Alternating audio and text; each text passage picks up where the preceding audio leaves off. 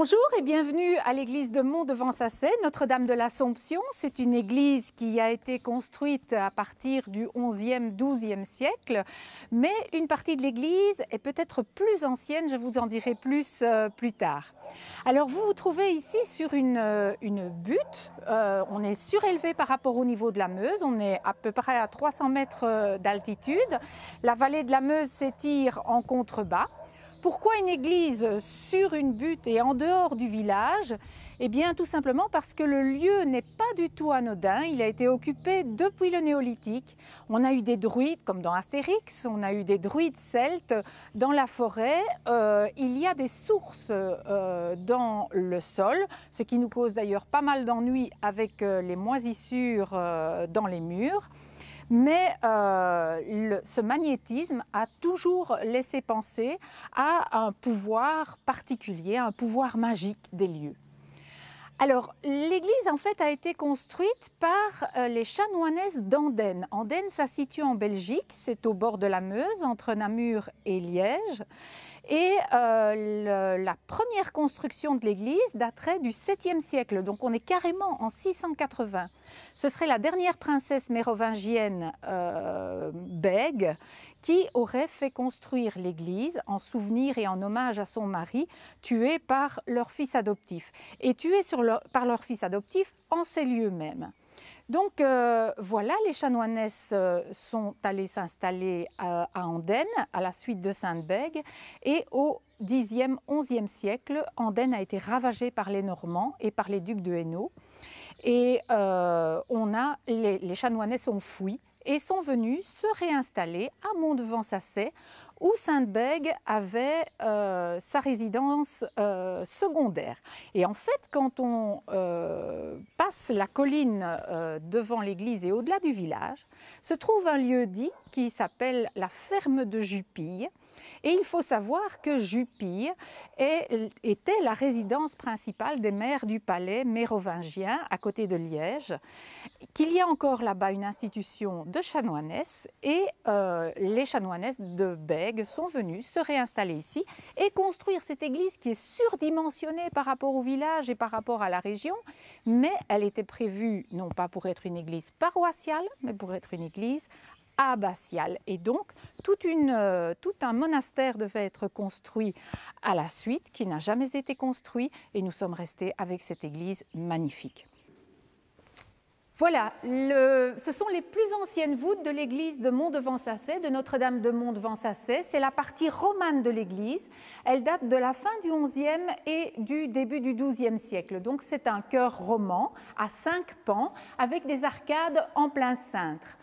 L'église a donc été construite en plusieurs phases, avec une première phase qui était le chœur, construite au XIIe siècle, donc le XIIIe avec la nef, et puis les bas-côtés à la fin du XIIIe. À la fin du XIIIe également, on aura le porche dont je parlerai par la suite, et au XVe siècle, la construction du massif occidental, avec la tribune d'orgue qui a été achevée au XIXe siècle. Alors la grande tour clocher que l'on voit de très très loin a été édifiée au XVe siècle. Mais malgré toutes ces périodes de construction successives, on a une homogénéité qui est tout à fait fabuleuse à Mont. On a cette impression d'ensemble alors qu'on passe normalement d'un style à l'autre. Surtout quand on passe du roman qui est trapu et massif au gothique qui est plus élancé, on a habituellement une rupture de hauteur qu'on ne sent pas du tout ici dans l'église. C'est dû aussi au fait que nous bénéficions ici dans l'église de Mont de l'influence des cisterciens. On n'est pas loin de l'abbaye de la Chalade, pas loin de l'abbaye de Trois-Fontaines qui sont filles de sitôt, et nous avons une influence cistercienne dans ces arcs légèrement brisés et dans ce dépouillement de la partie du XIIIe siècle qui correspond bien au dépouillement roman. Alors comme je l'ai expliqué tout à l'heure, donc l'église est située sur une masse de sources résurgentes, ce qui crée ce magnétisme dans le sol, très intéressant pour créer un lieu religieux, mais toute l'église était couverte de moisissures à l'intérieur et ce sont les bénévoles du village qui se sont retroussés les manches et qui ont brossé patiemment les murs de l'église, ce qui permet maintenant de retrouver la clarté du lieu. Donc nous avons passé toutes nos vacances et nos week-ends à redonner au lieu, à la pierre, son naturel, y compris à la brosse à dents dans les joints, puisque nous ne pouvons utiliser aucun produit. C'est de la pierre, il y a des enduits à certains endroits, donc nous avons dû respecter les enduits à certains endroits. Et il y reste une fresque, parce qu'il faut s'imaginer que l'ensemble était couvert de fresques qui racontaient l'histoire religieuse à une époque où on ne savait ni lire ni écrire, et donc on expliquait l'histoire religieuse en montrant, comme une bande dessinée, les peintures sur les murs. Donc nous devons préserver les restes de peinture. Tout le reste a été nettoyé. Nous avons mis 5 ans et maintenant l'église est fin prête pour accueillir les visiteurs avec cette pierre qui est magnifique. C'est une pierre calcaire, évidemment poreuse, mais c'est une pierre calcaire qui est très très lumineuse. Alors, il nous reste un seul morceau de fresque pour toute l'église, c'est ce morceau qui est très très abîmé parce que nous ne pouvons pas restaurer le mur autour. Il s'agit de la représentation du martyr de Saint-Quentin. C'est très très intéressant d'avoir cette fresque dans l'église parce que Saint-Quentin est vénéré principalement dans le quart nord-est de la France. C'est lui qui a donné son nom à la ville de Saint-Quentin. Et le pauvre a été martyrisé en recevant des clous plantés dans les épaules. On voit ses genoux qui ploient sous les coups. Et on est très heureux d'avoir conservé cette représentation parce qu'on ne la trouve quasi nulle part ailleurs dans les églises. Alors j'ai deux anecdotes à vous raconter, ici dans le chœur, donc la partie la plus ancienne de l'église.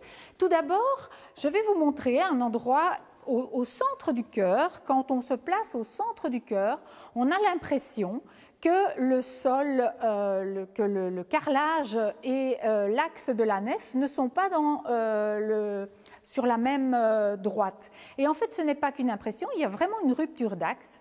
C'est tout simplement parce que, enfin tout simplement est un grand mot, c'est parce qu'ils ont eu des difficultés énormes à construire la nef qui s'est effondrée à plusieurs reprises lors de l'édification.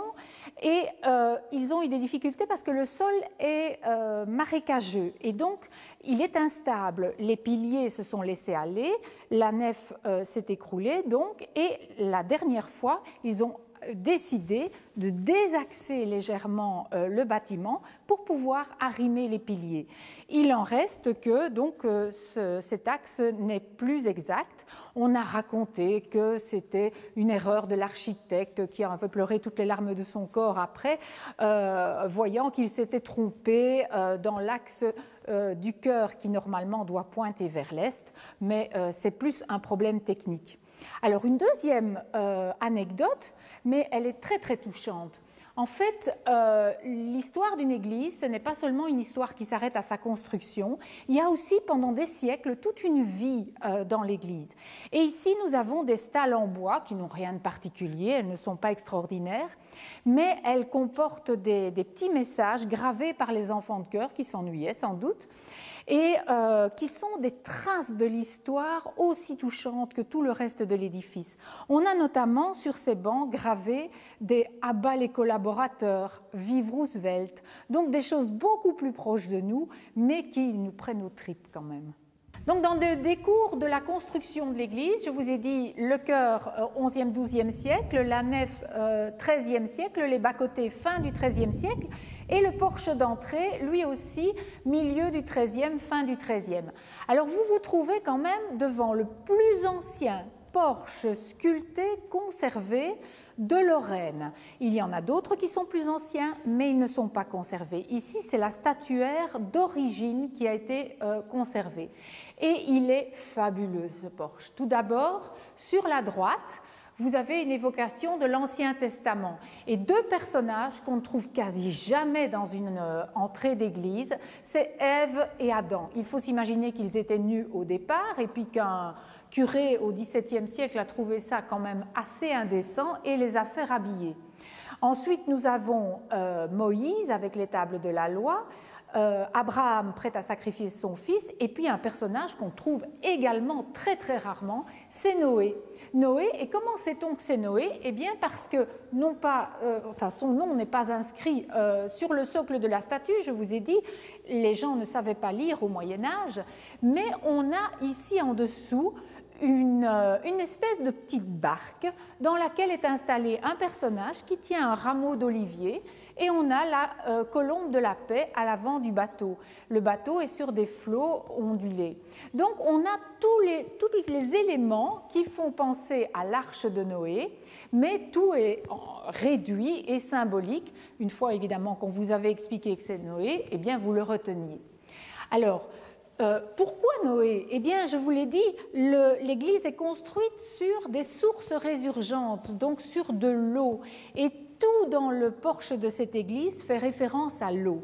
Si on regarde l'autre côté, le côté qui fait face à Adam et Ève, on a en face d'Adam et Ève le groupe de l'Annonciation, donc la Vierge et l'ange Gabriel, qui rachètent le péché d'en face. Puis on a Saint Jean l'évangéliste ou Isaïe, Saint Jean Baptiste ou Jérémie, et puis un personnage de nouveau qui fait face à Noé et qu'on ne rencontre quasi jamais, c'est le prophète Ézéchiel. Et Ézéchiel est toujours représenté avec l'église symbolique posée sur la main, d'où jaillit le fleuve de vie, donc l'eau de vie, qui tombe à ses pieds, donc qui coule tout le long de son vêtement et qui tombe à ses pieds, sur la tête d'un personnage qui est engoncé dans une cuve baptismale et donc qui préfigure le baptême. Si vous voulez, vous avez d'un côté Noé avec l'histoire de Dieu qui a noyé le monde pour noyer le mal, et le rachat du mal par le baptême. Donc le côté droit du porche appelle la réponse du côté gauche et le côté gauche répond au côté droit. Donc il y a tout un dialogue dans le porche. Les éléments sont sculptés de manière très naïve, c'est touchant parce que on voit les proportions ne sont pas très exactes, il n'y a pas de mouvement, ça a été réalisé par des artistes locaux. Donc on ne sent pas les grands principes sculpturaux. On a par exemple, de manière très naïve, Noé qui est complètement ridé, donc si vous voulez, il a des lignes parallèles sur le front et sur tout le visage, parce qu'on raconte dans la Bible que Noé est mort extrêmement vieux. Il est mort à 1000 ans passés, ce qui est une légende bien entendu, mais pour représenter la vieillesse de Noé, eh bien on l'a ridé, c'est le seul personnage ridé. Il faut s'imaginer l'ensemble entièrement coloré. Il ne reste que quelques morceaux de couleur. Donc on a le noir des cheveux et des barbes. On a quelques touches de rouge par-ci par-là, et sur la partie centrale du portail, on a un peu de bleu ciel. Il faut s'imaginer qu'entre les deux portes, il y avait une statue colonne de la Vierge. Alors elle n'existe plus, personne dans le village ne l'a encore connue, mais on sait que c'était la Vierge. D'abord parce que l'église est confiée à Notre-Dame, et puis il y a encore l'auréole qui était placée derrière sa tête, et surtout l'azur du ciel qui reste peint sur le trumeau du portail. La lecture du tympan se fait en S. Alors pourquoi en S ? Tout simplement parce que les gens, donc, à l'époque, ne savaient pas lire, et pour eux, le sens de notre lecture de gauche à droite, et puis on va à la ligne, n'avait aucun sens. Le seul sens qu'ils connaissaient, c'est la façon dont on laboure un champ, en allant jusqu'au bout du champ, en tournant à cet endroit-là, en revenant sur ses pas, en tournant à l'autre bout du champ, et ainsi de suite. C'est ce qu'on appelle le boustrophédon, comme on laboure un champ en grec. Alors, il faut commencer le sens de la lecture à gauche, en bas. On voit la Vierge couchée sur son lit d'accoucher, dissimulée par une tenture rouge dont je vais reparler. Puis, on a plus à droite l'enfant Jésus couché dans la crèche avec la tête du bœuf et l'âne qui dépasse de la tenture rouge. À droite, un personnage mutilé, ce serait Saint Joseph agenouillé.